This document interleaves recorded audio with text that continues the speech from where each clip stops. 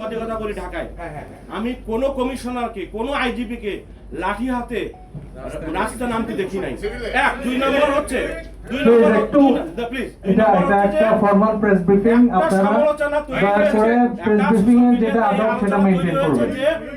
যে আপনি যখন লাঠি হাতে নিজে নেমেছেন রাস্তায়, তারপরেই পুলিশের কিছু সদস্য উদ্দেশ্য প্রণোদিতভাবে আক্রোশবশত শুধুমাত্র সাংবাদিকদের টার্গেট করে মারধর করেছে, হামলা করেছে, ল্যাং মেরে ফেলে দিয়েছে। এইটা কতটা পেশাদারমূলক আচরণ ছিল। দুই নম্বর হচ্ছে যে এটা আপনারা নিশ্চয়ই দেখেছেন, আপনারা কোনো ব্যবস্থা জি আপনারা কোনো ব্যবস্থা নিয়েছেন কিনা? মাননীয় কমিশনার, আমি আর জবাব দিতে পারলাম না।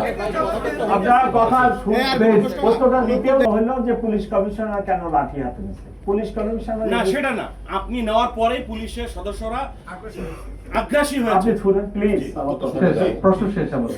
আমি তো আমার ইনফর্মাল ড্রেসে আমার বাসায় ছুটির দিন, বাস্তব কথা হলো চুলই কাটাচ্ছিলাম, যখন হঠাৎ শুনতে পারলাম যে যমুনায় আন্দোলনকারীরা ঢুকে পড়তেছে, আমি অন্য কোনোরূপ প্রস্তুতি নিয়ে আই রাস্ট এবং যাই দেখি অবস্থা ভয়াবহ। এবং এই নির্বাচনের ৫-৬ দিন আগে যদি যেখানে সরকার প্রধান থাকেন সেখানে যদি আন্দোলনকারী ঢুকে যায়, যেখানে আমার ১৪৪ দ্বারা সভা সমাবেশ নিষিদ্ধ আছে, সেখানে এসে আপনার যদি আন্দোলনকারীরা এই ধরনের কর্মকাণ্ড করে, তাহলে কি পুলিশ কমিশনার বসে থাকার কোনো সুযোগ আছে কিনা?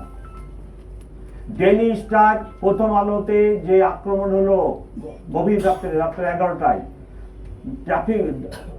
ট্রাফিক জ্যামের কারণে আমার অফিসারদেরকে আমি ওখানে সময় মতো পাঠাতে পারি নাই এবং এই ধরনের ঘটনা ঘটলো, তখন তো সব ব্লেম পুলিশের উপরই আসলো।